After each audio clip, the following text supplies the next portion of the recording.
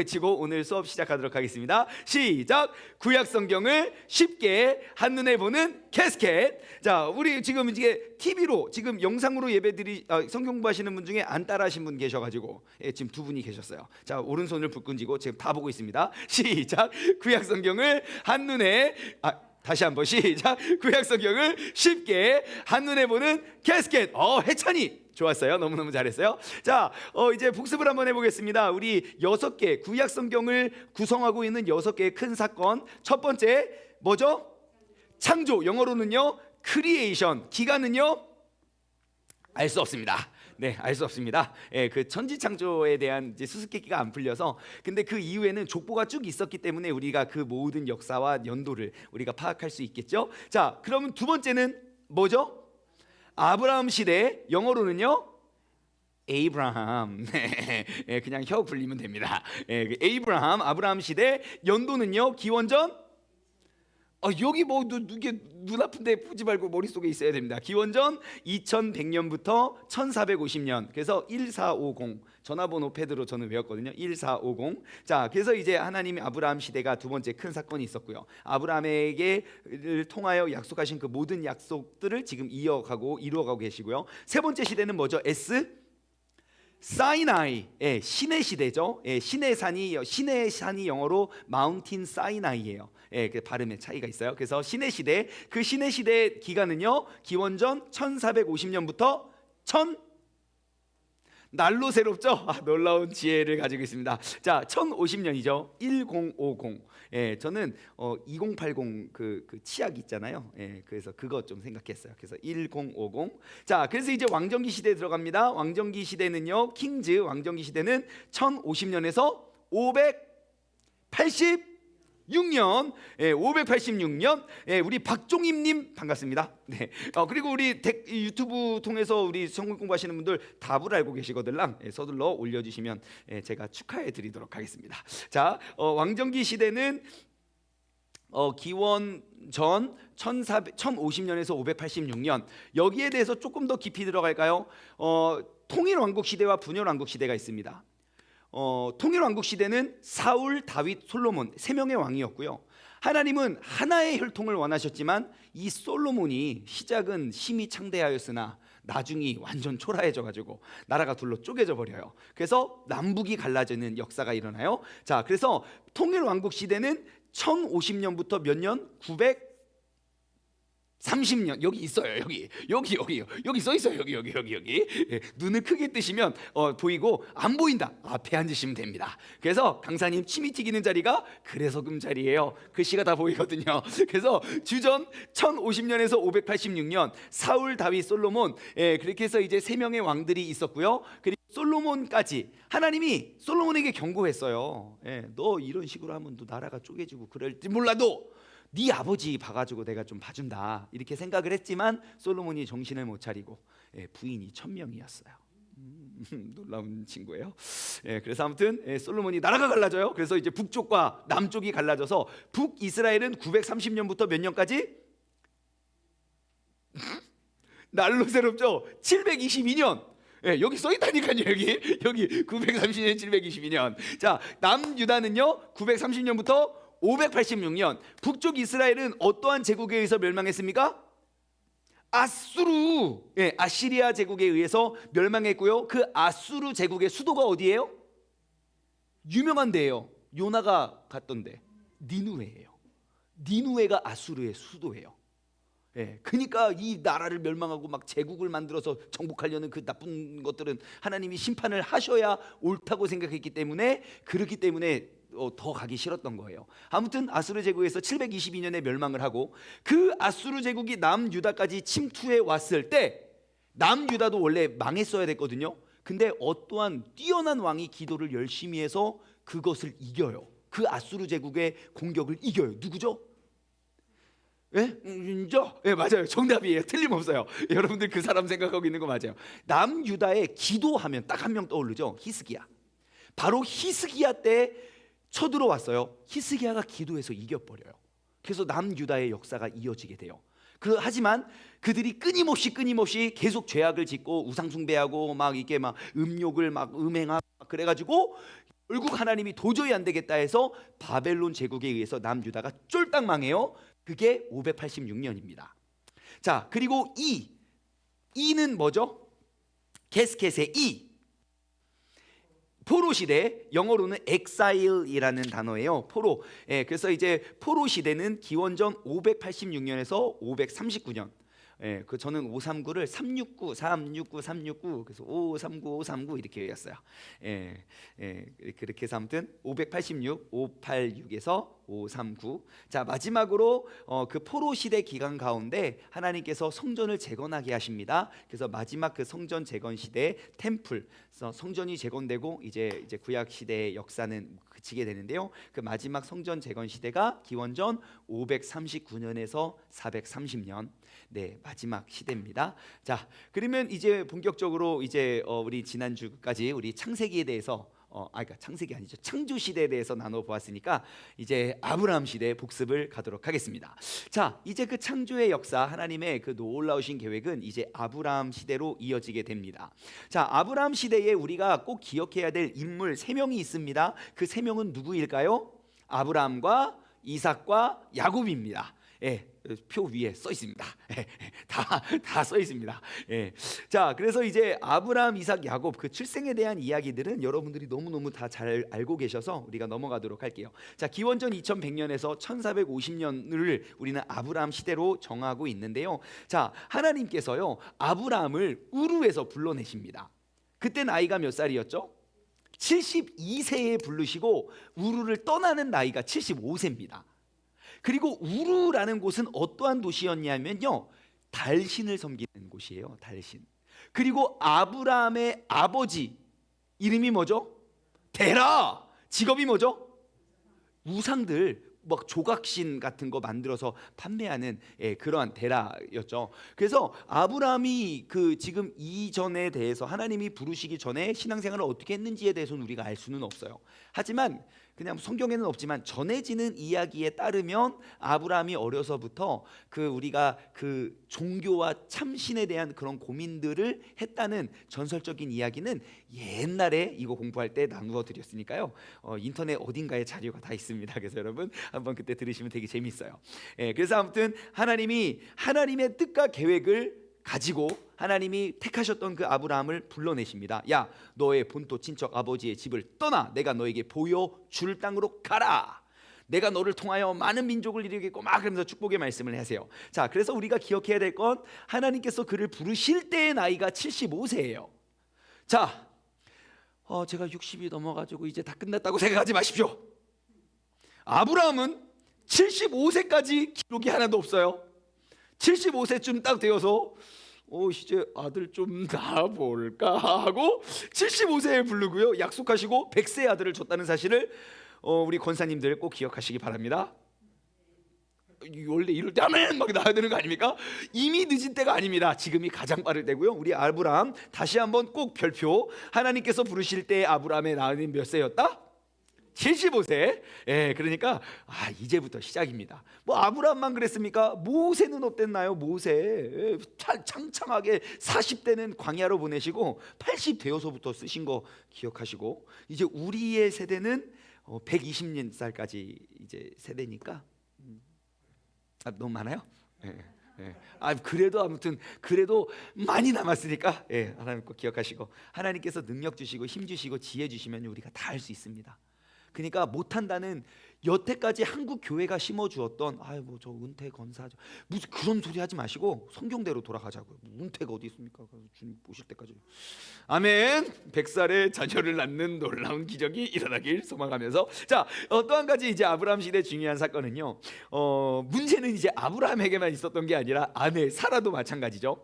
사라는 늙었고요, 불임의 여인이었고 자녀가 없었습니다. 사실 이 당시, 이 당시까지가 아니어도요, 우리나라 저의 아버지 그 아버지 세대만 해도요 집에 첩들이고 있었던 할아버지들 좀 계세요. 심심치 않게 있어요. 왜냐하면 자녀를 낳지 못하면 기능을 상실해 버리고 우리 대를 끊어가기 때문에. 하물며 기원전 2100년, 지금부터 4000년 전에는 어떻겠습니까? 특히 유대 사회, 유대 민족 그 가정의 축복의 기준이 자녀인데요. 그런데 아브라함이 그 사례가 이제 10살 연한데, 이제 사라로 이름이 개명되죠. 불임의 여인이었어요. 아브라함도 아기를 못 낳고 여자도 못 낳고, 많고 많은 사람 중에 하나님이 왜 그 부부를 택했을까? 이유 가운데 하나는 그때까지 그들에게는 아이가 없었기 때문이었어요. 그러니까 내가 생각하는 타이밍에 내가 계획했던 일이 이루어지지 않는다고 해서 여러분 좌절하고 실망할 필요가 절대 없다는 거예요. 하나님의 계획과 하나님의 손에 붙들리면 그 완벽하신 계획 속에 그 모든 것들이 다 이루어지고 진행된다는 사실을 기억하시기 바랍니다. 이것은 아브라함과 사라만의 이야기가 아니고요, 하나님이 아브라함에게 약속하신 게 뭡니까? 내가 너로 말미암아 하늘의 별과 같이 바다의 모래알 같이 많은 민족을 주겠다라고 약속하신 다음에 그의 며느리 누구? 리브가 맞아요. 리브가도 불임의 여인이었어요. 그리고 이삭의 며느리 누구? 레아 말고 라헬도 불임의 여인이었어요. 그러다가 하나님께서 그의 혈통을 이어가게 하셨죠. 그러니까 불임 3대 며느리가 들어온 것도 정말 놀라운 악재이죠, 인간적인 시각으로 봤을 때. 근데 하나님의 완벽하신 계획 속에 그러한 악재가 선한 뜻으로 이루어졌다는 사실을 기억하시기 바랍니다. 자, 그래서 이제 하나님이 아브라함에게 약속을 하십니다. 그 약속의 내용이 바로 12장 1절에서 3절, 17장 1절에서 8절 내용입니다. 그 내용을 간추리면요, 첫 번째, 아브라함에게 많은 후손들을 주겠다. 근데 그 많은 후손의 개념은 셀 수 없이 많은 민족이다. 우리도 그 아브라함의 후손이자 예수님의 보혈의 능력으로 살아가는 우리 역시 하나님이 계획하신 그 아브라함의 후손. 그리고 또 약속하신 건 그와 그의 자손들과의 하나님과의 관계가 끊어지지 않을 것이다. 내가 너희와 늘 함께 하겠다고. 너와 나의 관계를 끊을 수가 없어. 그래서 교회에서 가르쳐주는 악수 방법이 있잖아요. 옆에 한비 씨가 있었으면 좋으련만. 빨리 도와줘, 목사님을 지금부터 도와줘. 우리 정말 열심히 봉사하고 섬기는 한비 씨에게 큰 박수를 부탁드립니다. 우리 잠깐 나와보세요. 자, 제가 우리 또 한비 씨가 왔으니까 마스크를 쓰고, 되게 잘생겼는데? 좀 앞으로 와. 한비 씨 얼굴이 쬐끔해서. 자, 하나님께서 우리를 잡는 악수 방법이 조금 다릅니다. 저도 초등학교 때, 이제 유선이 나이 때 제가 배운 악수 방법인데 아직도 잊혀지지 않는 거예요. 우리는 악수를 이렇게 악수를 합니다. 꽉 잡아, 꽉. 그리고 뒤로 가봐요. 자, 이렇게 땡 하면 누군가 한 사람이 손을 놔버리면 풀려요. 근데 하나님께서 우리와 잡는 악수 방법은 이렇게 잡는다고 해요. 그냥 표현이에요. 진짜 이렇게 잡는 건 아니에요. 꽉 잡아요. 도망가봐요. 자, 하다가 이 친구가 죄를 져서 손을 놓을 수 있겠죠? 하나님 싫어, 버려. 그래도 하나님은 그 손을 놓지 않는다는 거예요. 그래서 떨어질 수가 없어요. 우리 한비 씨에게 큰 박수를 부탁드립니다. 고마워요. 자, 바로 이외에 이러한 관계가, 내가 아직 죄인 되었을 때에 하나님은 그 죄인을 위하여 이 땅에 오셨고 그 자식, 그 예수 그리스도를 왜 죽이셨습니까? 그 약속을 이루기 위한 하나님의 역사임을 기억하시기 바라요. 그래서 하나님이 아브라함을 통해서 약속하셨어요. 내가 너와 너의 자손들 하나님과의 관계가 끊어지지 않을 것이다. 또 하나님께서 약속하신 거, 우리 모두의 관심사 뭡니까? 땅이죠. 땅. 네, 땅은 늘 좋아요. 제가 이제 30대 후반이 되어서 알게 되었어요. 한 가정에 재산을 낼 수 있는 유일한 방법은 부동산 투기밖에 없다. 죄송합니다. 농담입니다. 그냥 문자가 한 말이고요. 우리 땅에 관련해서 또 드릴 말씀은, 하나님께서 아브라함에게 야, 네가 밟는 땅 다 줄게 그래요. 하나님이 우리에게 그런 음성, 그런 약속을 딱 하시면 여러분 어떻겠습니까? 새벽 예배를 드리는데 하나님이 야, 충만아, 네가 밟는 땅 다 줄게. 에이 설마. 야, 진짜야. 야, 네가 밟는 땅 다 줄게. 동서남북으로 네가 가. 너는 복의 근원이잖아. 에이 진짜야, 너 나를 의심하냐? 아멘 하고 어떻게 하겠습니까? 저는 새벽 예배 끝나고 계속 돌아다닐 겁니다. 좋은 땅 주변으로 어디가 올렐라나 막 그러면서 저는 하루 종일 돌아다닐 거예요. 그런데 참 신기해요. 하나님께서 아브라함에게 내가 너가 밟는 모든 땅을 다 줄게 라고 약속했을 때 아브라함은 어느 곳에 헤브론이라는 곳에 머물러서 하나님께 예배드려요. 그게 아브라함과 저의 차이예요. 하나님의 약속의 방법은요, 우리가 그 약속을 누리는 방법을 아브라함은 알고 있었어요. 바로 하나님과 나와의 관계. 그 예배가 회복되고 예배가 살아나면 하나님이 나를 통하여 약속하신 그 모든 것들을 하나님이 약속하셨기 때문에 안 이룰 수 없습니다. 아브라함은 그 원리를 알고 있었어요. 그건 아브라함뿐만 아니라 모든 믿음의 사람은 똑같은 원리를 갖고 있었어요. 여러분, 근데 그 원리는 지금도 우리의 삶에 조금도 달라지거나 변한 적이 없습니다. 기준이 달라지지 않았어요. 그러니까 하나님과의 관계에 여러분 최고의 우선순위를 두시기 바랍니다. 되게 감사한 건 지난 주일날 우리가 설교를 하고 우리가 좀 예배를 회복하고 우리가 나오자 오늘 아름다운 청년이 또 이렇게 함께 해주셔서 박수를 한번, 누군지 모르죠? 궁금하시면 수요일날 나오시면 알 수 있어요. 네, 그리고 지금 또 우리 엄청나게 많은 분들이 지금 동시 접속으로 우리 성경부를 함께하고 계셔. 우리 서로에게 박수를. 네, 우리가 이제는 좀 함께 할 때인 것 같아요. 물론 우리가 그 수칙 잘 지키고 그런 코로나 속에서 하지만 이제는 더 이상 흩어짐이 자연스러워지는 게 아니라 정말 마지막 때에 가까웠다는 걸 내가 인식하면 인식할수록 우리가 서로의 정말 함께함에, 그리고 그 예배의 은혜와 예배의 감격을 우리가 회복했으면 좋겠습니다. 자, 그리고 하나님께서 또 아브라함에게 약속하신 것, 하나님의 임재. 내가 너희와 늘 함께하겠다. 자, 우리 표에 보시면 어떠한 그림이 떴죠? 예, 구름이 떴습니다. 예, 여러분, 구름은 하나님의 임재를 뜻합니다. 그래서 내가 너와 늘 함께하겠다는 약속. 야, 이것보다 더 든든한 약속은 없죠. 예, 근데 하나님은 분명히 약속을 하셨는데 우리가 그 약속을 안 믿어가지고, 그죠? 마치 이런 거죠. 야, 우리 어디에 몇 시에 만나 그랬는데 하나님은 그곳에서 기다리고 계시는데, 예, 우리가 에이 설마 진짜 그분이 오시겠어? 그래서 우리가 하나님 바람 맞추는 거 전문이잖아요, 그죠? 하나님 다 고쳐주실 거고 다 이끄실 거고 다 우리 아무것도 염려하면 염려 안 해도 되는데 에이 설마 하나님께서 뭐 이런 것까지 도와주시 신경 쓰시겠어? 다 신경 쓰십니다. 자, 왜냐하면 하나님이 약속하셨기 때문이죠. 또 하나님이 아브라함에게 약속하신 것, 모든 족속이 너의 씨로 복을 받을 것이다. 그래요, 너의 씨. 예, 이 씨가 굉장히 중요합니다. 자, 그래서 그때 하나님이 이 약속을 하시면서 이름을 바꿔주세요. 원래 아브라함의 본명이 뭐였죠? 아브람. 근데 아브라함으로 이름을 바꿉니다. 자, 그래서 하나님이 이제 그에게 약속하신 것이, 야, 너의 혈통에서 이제 왕들이 날 거야. 그 왕은 우리가 역사를 통해 알 수 있죠. 바로 유다 지파입니다. 유다는 누구의 몇 번째 아들? 야곱의 네 번째 아들. 와, 역시 우리 세종중문교회 통독왕. 예, 지금 인터넷에서도 막 박수가 빵빵 올라오고 있습니다. 네, 그 이제 왕이 계속 나게 되죠. 근데 아브라함이 조금 믿음이 없었어요. 믿음이 없어서 분명 하나님이 아들을 주신다고 내가 믿어 의심치 않고 있지만 자녀가 생기지 않자 수를 쓰지요. 예, 네, 그래서 이제 이스마엘이라는 자식을 낳지만 하나님이 그때 또 말씀하십니다. 아니 이스마엘 말고 내가 너와 사라를 통한 그러한 약속의 혈통을 내어줄게 라고 해서 이제 더 이상 인간의 능력으로는, 이제 아브라함이 대단해요, 그죠? 이스마엘 난 것도 대단하고 저는 이삭 난 게 더 대단해요. 그 본문의 말씀을, 이게 좀 19금이고 여기 한비씨가 있기 때문에 제가 이렇게 디테일하게 설명해 드릴 수는 없지만 한번 묵상해 보십시오.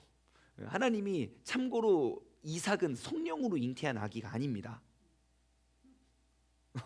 벌써 이렇게 웃으시는데요. 예, 저는 지금 그거를 아무리 묵상해도 야, 진짜 믿음이 대단한 것 같아요. 나중에 한번 묵상해 보시기 바랍니다. 자, 그래서 아브라함은요, 하나님의 그 약속하신 것을 다 이루실 것을 믿어요. 그래서 아브라함이 믿음의 조상인 거예요. 사실 아브라함이 눈에 보고 죽은 것은 별로 없거든요. 약속의 땅 주신다고요? 아니요. 아브라함, 이삭, 야곱 3대가 텐트 생활해요. 땅 하나도 안 줬어요. 근데 요셉 때 가서 엄청난 땅 부자가 되고, 그리고 엄청난 집과 궁궐 있죠. 뭐 그게 자기 건 아니지만 나중에 이제 출애굽시키셔서 그 가나안 땅, 약속의 땅에 그런 모든 것들을 다 이루어 주시긴 하죠. 하지만 아브라함이 누린 건 하나도 없어요. 별과 같이 많은 자손, 아브라함 보고 죽은 자식 딱 하나예요, 이삭. 그런데 아브라함은 믿음으로 그 모든 것들을 믿어요. 하나님께서 다 행하셨다는 그 믿음을 보시고 하나님께서 뭐라고 말씀하십니까? 의롭다고 하십니다. 하나님께서 아브라함의 믿음을 보시고 의롭다 하십니다. 그래서 은혜로 인한 하나님의 선물이다 해서 아브라함 시대를 대표하는 그림이 바로 선물인 거예요. 여러분, 그러면 이 약속과 이 하나님의 성품과 이 모든 것들이 아브라함에게만 적용되는 원리일까요? 오늘날 우리에게도 적용되는 원리일까요? 예. 여러분, 하나님은 언제나 우리의 믿음을 시험하실 거예요. 테스트. 아브라함도 그렇게 하셨던 것처럼 그 100살에 난 아들을 달라고요? 아브라함은 의심하지 않아요. 달라고요? 기꺼이 드리리이다 하고 새벽부터 일어나서 가요. 자식 잡아 죽이려고. 그리고 진짜 칼을 꺼내서 잡아 죽일 그 아브라함의 믿음 뭡니까? 죽일 테면 죽여봐요 하나님. 그럼 다 지금 대충 생각해봤을 때 한 117살쯤 된다고 칩시다. 나 진짜 120살에 아들 또 낳게 하려고? 그런 배짱인 거예요. 하나님을 당황시키는 믿음. 죽어라 하고, 근데 하나님이 당황해서 아브라함아 아브라함아 두 번이나 막 다급하게 부르시잖아요. 여러분, 우리가 그러한 믿음 가졌으면 좋겠어요. 하나님 바람 맞추는 믿음 말고 하나님보다 더 앞서가는 믿음. 조금 위험한 예이긴 하지만 그냥 그것은 이제 어떠한 분의 간증이니까 굉장히 우리에게 굉장히 좋은 선한 영향력과 아름다운 역사를 남기고 얼마 전에 소천하신 미국에 계시는 이희돈 장로님이라고 계십니다. 이희돈, 여러분 시간 되시면 유튜브에 이희돈을 검색하셔서 그분의 간증을 한번 꼭 들어보십시오. 끝내줍니다. 진짜 똥구멍 찢어지게 가난한 집안에서 하나님께서 진짜 그를 미국으로 유학을 시키셔서 그 편지 써가지고 내가 너를 보낸다. 원래 보통 이제 비행기 딱 타서 편지를 딱 열어보면 원래 편지와 함께 뭐가 들어있습니까? 돈이 있잖아요. 편지만 들어있는 거예요. 아무것도 없이 유학 가서 하나님이 아마 그분이 국제무역센터에 아무튼 되게 높은 분이셨어요. 그래서 간증도 많이 하시고, 근데 아무튼 그분의 많은 간증 중에 여러분 꼭 들어보세요. 이희돈 박사, 이희돈 박사님. 아무튼 그분이 간증 중에 일화가 그거예요. 집안에 이제 결혼하고 너무너무 돈이 없어가지고 어떻게 하지 하다가 한 번은 와이프가 11조를 너무 많이 내는 거예요. 이게 뭐냐? 왜 이렇게 11조를 많이 하냐? 그러니까 그 와이프의 말이에요. 어차피 우리가 월급을 받아서 11조를 떼나 11조를 떼드리고 그 다음에 월급을 받나. 예, 코카콜라 수박으로 하죠. 수박수 하면 똑같이 박수가 되는 거 아니냐. 수부터 시작하든 박부터 시작하든. 그러니까 먼저 11조 드리고 하나님이 채워주시나 안 채워주나 보자. 그런데 놀랍게도 그가 미리 드렸던 11조가 안 채워진 적이 없다 그래요. 하나님이 당황시키는 거. 왜 이렇게 먹을 것도 없는데 이렇게 헌금을 많이 해? 하나님이 채워주신다는 거예요. 하나님이 입히시고 하나님이 먹이시고. 바로 아브라함에겐 그러한 믿음이 있었어요. 하나님은 그 믿음을 보시고 그들을 의롭다 여기신다는 사실을 여러분 기억하시기 바랍니다. 그래서 순간순간 이것은 내 믿음에 대한 시험이구나 라는 생각이 든다면 여러분 주저하지 마시고 하나님에게 거십시오. 하나님에게 나아가십시오. 그럼 하나님께서 그 믿음을 보시고 의롭게 여기셔서 하나님의 놀라우신 선물을 허락하실 줄 믿습니다. 자, 그래서 이제 하나님이 아브라함과 언약을 맺음으로써 약속을 확인하십니다. 약속을 확인하시고요. 하나님이 아브라함을 통해 계획하신 모든 약속에 대해서는 어떠한 조건도 달지 않으셨어요. 그래서 무조건적인 약속이에요. 영어로는 unconditional. 컨디셔널은 조건, 언컨디셔널은 조건이 없는, 제한이 없는. 그래서 조건이 없어. 그냥 내가 너 복 다 줄게. 선물이야. 줄게. 선물은 그냥 조건 없이 주는 게 선물이잖아요. 예, 그냥 주셨어요. 한 가지 딱 요구하신 게 있는데 그게 뭐냐면 너가 이 약속을 지키고 이어갈 백성이라면 딱 한 가지는 해. 그게 바로 언약의 표시인 할례예요. 할례가 뭐예요? 고래 잡는 거예요. 고래 사냥. 네, 그렇습니다. 그래서 그 할례를 하게 해요. 그 할례는 무엇이냐면요, 남자, 그 혈통을 이어갈 남자의 신체에 가장 은밀하고 가장 불필요한 부분에 피를 내어서 내가 하나님과의 약속을 맺어가고 이어가는 증표인 거예요. 그래서 할례를 받게 하시죠. 예, 그래서 이제 그들은 정말 7일, 난지 7일 만에, 유대의 법은 난지 7일 만에 할례를 행하는 게 이제 그들의 이제 약속이고 이제 그들의 법칙인데, 정말로 의학적으로도 난지 7일이 되기 전에 할례를 하면 그 고통이 너무 커서 아이가 좀 충격을 받는데요.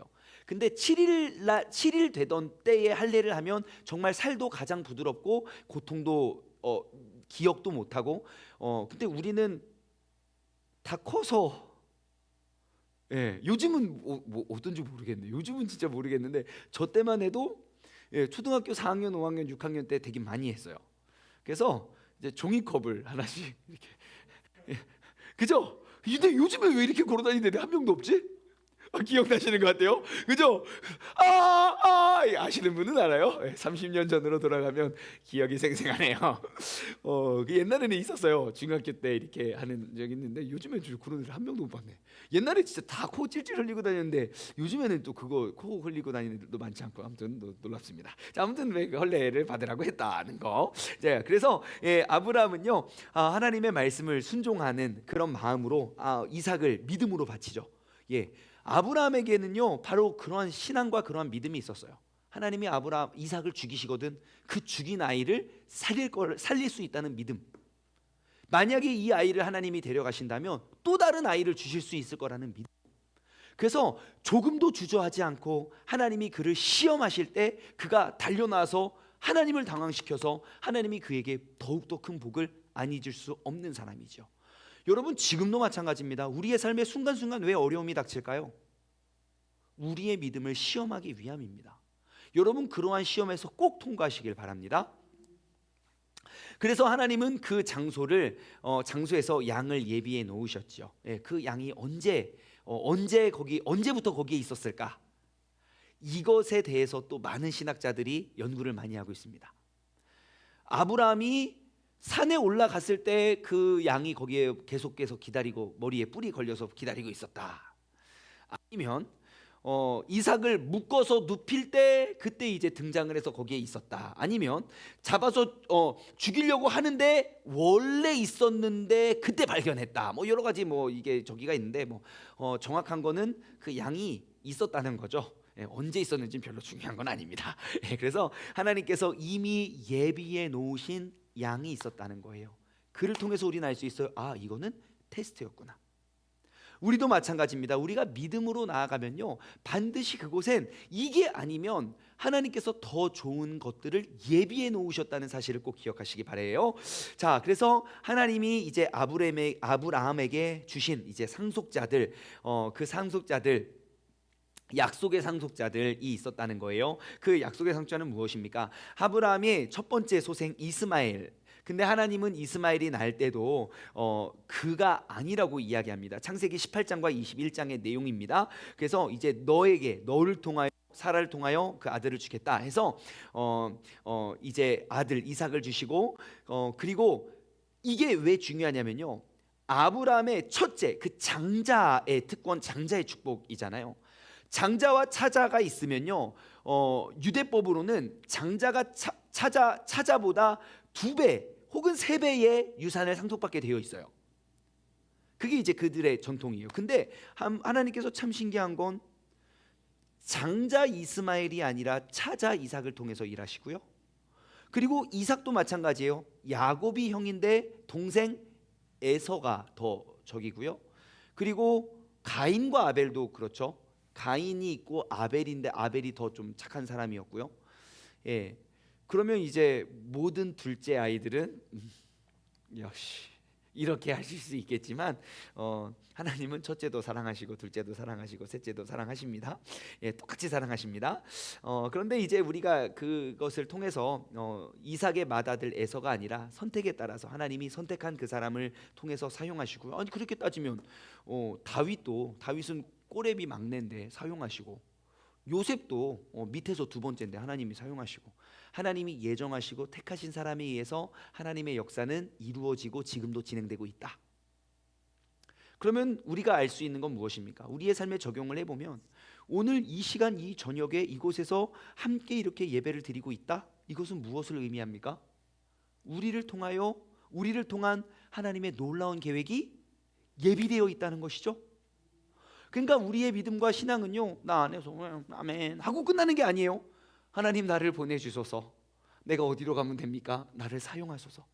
하나님 내가 67세밖에 되지 않았습니다.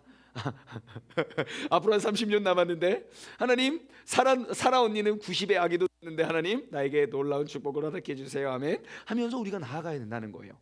그래서 제가 요즘에 계속 앞으로도 말씀드릴 거예요. 우리가 함께함을 더욱더 강조하려고 해요. 함께 합시다. 함께. 우리가 함께 힘을 모아서 나 혼자서는 꿈꾸고 혼자서는 이룰 수 없는 일들을 함께 이루어갈 수 있는 그러한 약속의 자녀들, 그런 약속의 교회가 되기를 소망합니다.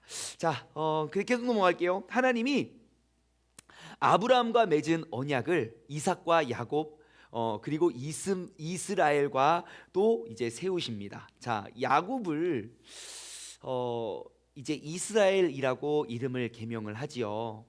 그 야곱이라는 이름의 뜻이 뭐죠? 거짓말장이, 좋은 표현으로, 나쁜 표현으로는 사기꾼이라는 그러한 이제 의미를 갖고 있는데, 정말 야곱은 정말 이름대로 불림 받은 대로 정말 사기꾼의 인생을 삽니다. 굵직굵직한 사고를 치지요. 팥죽 한 그릇에 팥죽 아닙니다. 붉은 죽입니다. 그래서 저 신학교 때 구약을 가르쳤던 교수님은 이거는 팥죽, 너희는 팥죽이라고 알고 있지만 성경을 자세히 봐라. 이거는 선지국이다. 선지를 끓이고 있었다고 그냥 그의 표현으로 말씀하셨는데, 아무튼 그 국 한 그릇으로 장자권을 이제 훔치고, 그리고 형에서는 뭐 나가서 사냥도 하고 가게에 좀 도움도 되고 그러한 굵직굵직한 일을 하지만, 동생에서는 나이가 70이 넘도록 77살이 되도록 결혼도 안 해, 뭐 짐승도 못 잡어, 집에서 그냥 죽이나 끓여 쌌고 엄마랑 같이 엄마 이런 것만 하고 있다가 그랬던 인생이 그 아버지 축복 뺏었고 도망가가지고 인생이 그때부터 피지 않습니까? 77부터. 할렐루야. 아직 우리는 젊은 때다 생각하시고 이제부터 시작해도 늦지 않는다는 사실 여러분 꼭 기억하시기 바랍니다. 자, 그래서 그 야곱이라는 사람을 이스라엘이라고 이름을 개명하고 하나님이 정말 그를 이스라엘 역사의 아비로 삼아주시죠. 사실 믿음의 조상은 아브라함이라고 말하지만 아브라함의 후손 중에 이스마엘의 후손이 있어요. 진짜 이스라엘의 조상은 이스라엘입니다. 그래서 하나님은 그의 이름을 이스라엘로 세우셨다는 것 기억하시고, 다음번 특징이 바로 이거죠. 하나님은 야곱의 이름을 이스라엘로 바꾸신다. 그리고 그 이스라엘에게는 12명의 아들이 있다. 12명 아들 이름 시작하지 않겠습니다. 네, 아시는 분 계시는 것 같아요. 우리 성경을 찾아서 유튜브 댓글로 올려주시면 우리가 참조하도록 하겠습니다. 자, 이제 아브라함 시대가 거의 맞춰져 가고 있습니다. 이게 시간이 왜 이렇게 빨리 가요? 이거 복습의 시간이 늘어날 것 같은 그러한 아주 즐거운 예감이 듭니다. 자, 아무튼 이스라엘 자손은요 이제 애굽의 노예가 됩니다. 그 애굽의 노예의 역사는 바로 그렇게 되지요. 이제 요셉이 이집트로 팔려가서요, 그곳에 정말 7년 흉년과 7년 풍년이 옵니다. 그래서 그 7년 풍년을 잘 준비해서 진짜 그 한 사람 때문에 그 나라가 엄청 잘 살게 돼요. 그 나라만 잘 살게 된 것뿐만 아니라 그때 요셉이 어떻게 장사를 합니까? 요셉이 처음에는 셀 수 없이 많은 그러한 저기를 쌓아놓고요, 곡식을 쌓아놓고요, 이제 곡식을 팔기 시작하죠. 곡식을 다 팔다가 그래서 그 나라뿐만 아니라 주변 모든 변방 국가들의 돈을 다 끌어모읍니다. 그래도 먹을 게 없고 아직도 흉년이 3년 4년이 남았어요. 어떻게 합니까? 우리 먹을 게 없습니다. 우리 이대로 죽습니까? 아니야, 먹을 게 없으면 땅을 팔아. 그래서 주변에 있는 땅을 다 사요. 와, 진짜 그때 토지법이 다 나온다니까요. 그 요셉 한 명에 의해서 그들이 그 가족 그리고 요셉의 한 사람에 의해서 요셉 가족을 다 초청하죠.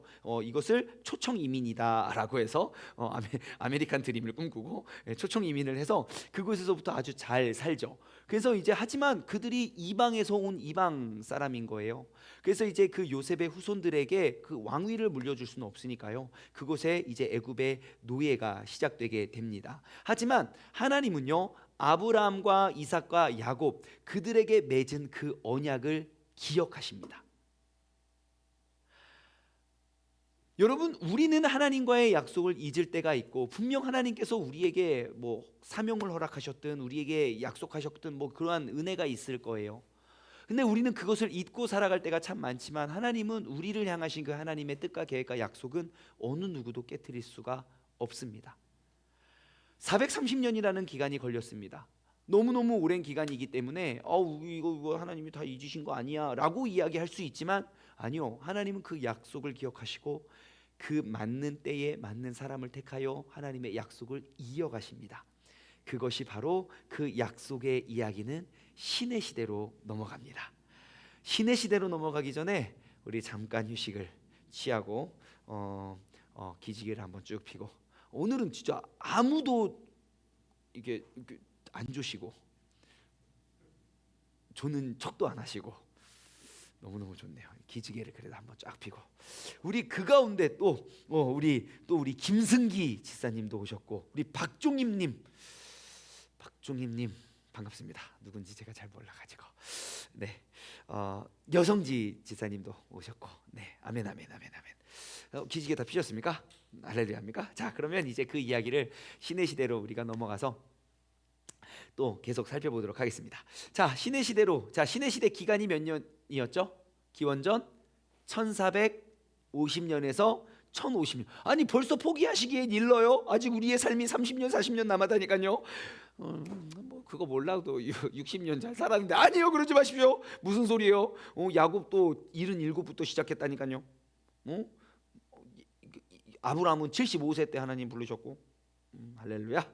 자, 그래서 우리가 60대에 박사학위를 받는 놀라운 역사가 일어나기를 소망합니다. 진짜 그런 분들 많이 나올 거예요. 이제 60, 70에 80에 학위 받고 진짜 막 그렇게 교수님 되고 그런 분들이 왜 없겠습니까? 이제 나올 겁니다. 자, 아무튼 신의 시대 기원전 1450년에서 1050년까지고요.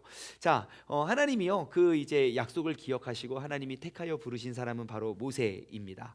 모세는요 하나님께서 그 택하신 하나님의 지도자입니다. 근데 이제 여러분 모세의 출생의 비밀 다 알고 계시죠? 그 이스라엘 백성이 날로 부강하고 점점점 이 사람들은 애기를 너무 잘 낳아, 막 순풍순풍이야. 그런 반면 이제 우리 애굽의 사람들은 점점 이제 출산율이 줄고 있는 거예요. 그런 측면에서 우리나라의 출산율이 줄어가고 있는 건 정말 그거는 너무 안 좋은 일입니다. 그래서 빨리 셋째 넷째를 아직 90이 되지 않았다면 한번 기도해 보시기를 주님의 이름으로 간절히 소망합니다. 그래서 아무튼 그런 상황인 거예요. 그러니까 이제 그 정책적으로 그 애굽의 왕이 야 이제 유대인들 니네 자식을 낳으면 다 이렇게 죽여라. 그래도 계속 나니까 산파들, 그러니까 아이를 받는 사람들에게 명령을 합니다. 야 니네 남자 아이들 다 죽여. 씨를 말리겠다는 그런 씨 말리는 정책이죠. 시멸종 정책, 시멸정 뭔가 좀 이상하네요. 아무튼 멸망하려고 했는데 하나님은 또 그 하나님의 은혜가 그 산파들에게 임합니다. 산파가 뭐라고? 하나님은 그들에게 그 왕의 명령보다 하나님을 두려워하는 그 믿음을 주셨어요. 그래서 오히려 왕을 속입니다. 아니 그 사람들 갔더니 힘이 얼마나 좋은지 가보니까 벌써 아들을 낳더라고요. 그래 애기를 다 숨겼는데 그 내가 어떡합니까? 그래요. 그래서 그 방법도 통하지 않자 이제 돌아다니면서 모든 남자아이를 다 강가에 집어 던지라고 합니다. 그런데 이 모세가 딱 태어났는데, 와, 태어났는데 얘가 범상치가 않은 거예요. 막 어마어마한 거예요. 다른 애기들은 누구도 자녀를 버렸다네, 누구도 자녀를 버렸다네, 막 그런 이야기. 도저히 이 아이는 버릴 수가 없는 거예요. 너무너무 예뻐가지고 숨겨서 키웁니다. 그러다가 이제 애가 목소리도 점점 웅해 웅해 웅해 막 웅해, 목소리도 너무 큰 거예요. 그래가지고 얘를 차마 죽일 수 없어서 방주에 태워서 띄우죠. 그 상자. 여러분, 그 상자하고 노아의 방주하고 공통점이 뭡니까? 노아의 방주하고 상자하고, 여러분 노아의 방주 아시잖아요. 이거 네모난 거. 그 상자도 네모난 거. 공통점이 뭡니까? 키가 없다는 거예요. 운전할 수가 없어요. 노아의 방주에 돛 세웠다는 말 들어봤습니까? 키를 잡고 돌리더라 봤습니까? 아니에요. 왜 키가 없을까요? 가다 죽으라고요? 아니죠. 왜 키가 없죠? 하나님께서 운행자가 되시는 거예요. 그것이 바로 하나님의 약속을 기억한 사람들의 삶입니다. 그러니까 우리가 내가 생각했던 타이밍에 내가 생각했던, 내가 뜻하던, 계획했던 일이 이루어지지 않는다고 해서 우리는 절망할 필요가 전혀 없다는 거예요. 믿음이 없는 사람은 가능해요. 하지만 우리의 삶의 주인이 하나님이라고 우리 고백하는 사람은요, 지금 이루어지지 않아도 나의 인생의 키는 누가 갖고 계시니까요? 하나님이 갖고 계시니까 하나님께 맡기는 거예요. 주님, 나의 키를 잡고 주님께서 운행하여 주십시오. 주님께서 약속하시고 택하신 그런 모든 것들 내가 이루어 가기를 원하는데, 설마 주님께서 여기서 날 죽이시겠습니까?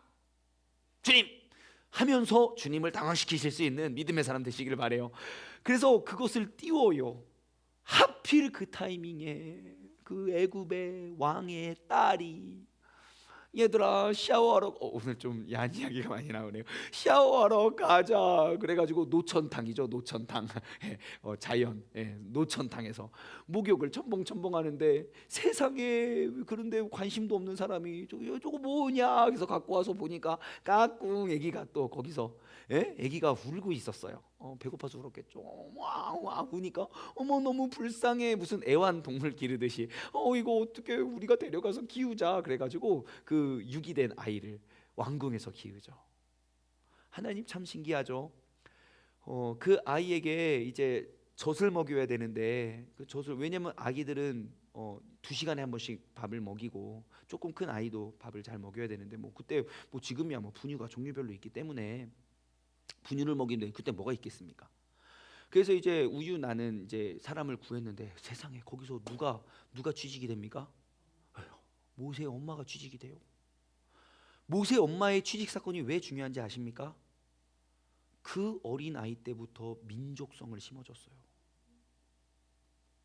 젖뛸 때까지.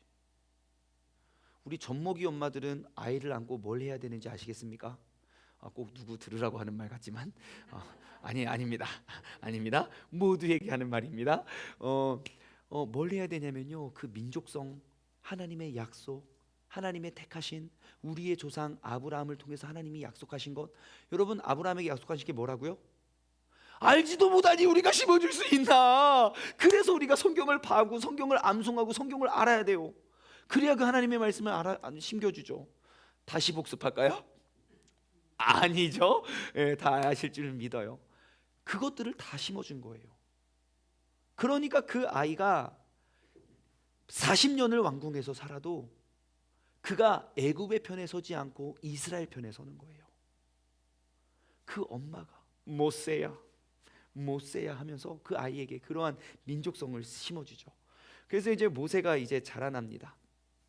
모세가 자라나는데 이제 큰 사고를 치고 도망가요. 그 사고에 대한 트라우마, 저도 참 이게 이해가 되지 않아요. 이집트의 왕자로 컸는데 뭐 사람 하나 죽이는 게 뭐 일입니까? 그것도 우리 민족을 죽인 것도 아니고, 그러니까 이집트의 이방 민족, 그 이스라엘 백성을 죽였는데 그게 왜 그거 전혀 문제가 될 것 같지 않은데, 하나님이 또 그의 마음을 또 이렇게 움직이셨던 것 같아요. 모세가 40년간 뭘 배웠겠습니까? 그 왕위를 이어갈 수 있는 그 왕 수업을 받았을 거예요. 모세가 싸움 엄청 잘하는 거 아시죠? 도망가가지고 여자들 물길러 왔을 때, 괴한이 찾아났을 때, 여러분 모세가 다 물리칩니다. 이 모세가 싸움 얼마나 잘하는지 아시죠? 그 이스라엘 백성 너무너무 힘들게 한다고 한 방에 죽입니다. 쳐서 죽여요. 막 아직도 안 죽였어. 야, 뭐 이런 거 아닙니다. 빡! 한 방에. 아무튼 그런데도 아무튼 그 수치심에 그 부끄러워서 도망가요. 도망가서 이게 떠나 있는 그 여정의 세월이 길어요. 짧지 않아요. 여러분, 내가 어떠한 실수 혹은 내가 어떻게 무엇인가를 내가 책임져야 할 일들에 대해서 내가 잠시 잠깐 내가 도피하고 피해 있고 멀리 떨어져 있는 생활을 가지고 계십니까? 여러분, 그 가운데서 포기하지 마십시오. 하나님의 약속의 때가 되면 하나님은 반드시 세우시고 반드시 불러내실 겁니다. 그게 언제입니까? 내가 아직 혈기가 왕성한데 지금 빨리 부르지 않으면 난 인생 끝내. 아니요. 그 혈기 다 없어질 때까지 기다리십니다. 주님을 더욱더 의지하고 주님 앞에 엎드릴 때까지 주님은 기다리고 계십니다. 그래서 오늘 다시 한번 우리가 내가 잠시 떠나 있더라도 그 약속을 기억하고 돌아오길 원해요. 그래서 하나님이 야 모세야 너 가서 빨리 민족 좀 구원해. 나 못돼요. 그때 하나님이 나의 모습을 내가 누구인지 내가 어떠한 존재인지 모세에게 말씀하십니다. 하나님은 어떠한 분입니까? 함께 읽어볼까요? 시작. 나는 스스로 있는 자이다. 나는 나야. I am who I am. 나는 그냥 나야. 스스로 옛날부터 지금 앞으로 영원이라 그냥 혼자 있는 사람이야. 알려주세요. 그러니까 우리의 인생의 길을 우리가 하나님께 맡길 때 우리가 더 올바른 실수가 없는 그런 삶을 살아가겠죠. 그래서 하나님이 자기 백성을 구원해 내십니다. 그게 바로 이제 출애굽기 12장에서 15장까지의 내용입니다. 하나님이 왜 그 백성들을 구원해 내실까요? 하나님의 약속이 있었기 때문이죠. 그럼 왜 이 타이밍에 구원했을까요? 400년, 500년도 아니고 600년도 아니고 40년도 아니고 50년도 아니고요. 왜 400년입니까? 하나님이 아브라함 때 미리 예견해 놨어요. 너는 400년간 이방의 객이 될 거라고. 하나님은 그 약속을 다 이루어 가십니다. 지금도 이 코로나, 우리가 처음에는 코로나 때문에 너무너무 당황했지만 아니요. 믿음의 눈을 가지고 코로나 사태를 한번 보십시오. 진짜와 가짜를 털어내기 위한 하나님의 진짜 신의 한 수라니까요. 그러면 우리가 진짜로 나와서 진짜 하나님의 말씀을 이루어낼 수 있는 사람들이 돼야죠. 여러분 진짜 나오십시오. 믿음으로 나오시고 믿음으로 우리가 이루어가길 원해요. 이제 우리 막 기도도 더 많이 하고 이제 우리 금요 커넥트를 통해서 진짜 놀라운 이적과 기적들 다시금 회복될 거라고 저는 믿어 의심치 않습니다. 진짜 배기가 되어서 우리가 이 예배를 회복하고 오늘 오늘 성경 공부를 마치기 전에 우리가 지금 50명의 예배자, 매일매일 50명의 예배자를 위해서 우리가 기도하고 있어요. 그래서 여러분 꼭 함께 동참해 주시길 바래요. 오늘도 얼추 50명 가까이 되는데 온라인 포함해서 우리가 더 50명의 예배자, 그다음 100명, 그다음 200명, 300명. 이제 온라인 시대가 돼서 매일매일 진짜 막 1000명, 2000명의 예배자를 두고 기도해도 될 것 같아요, 진짜.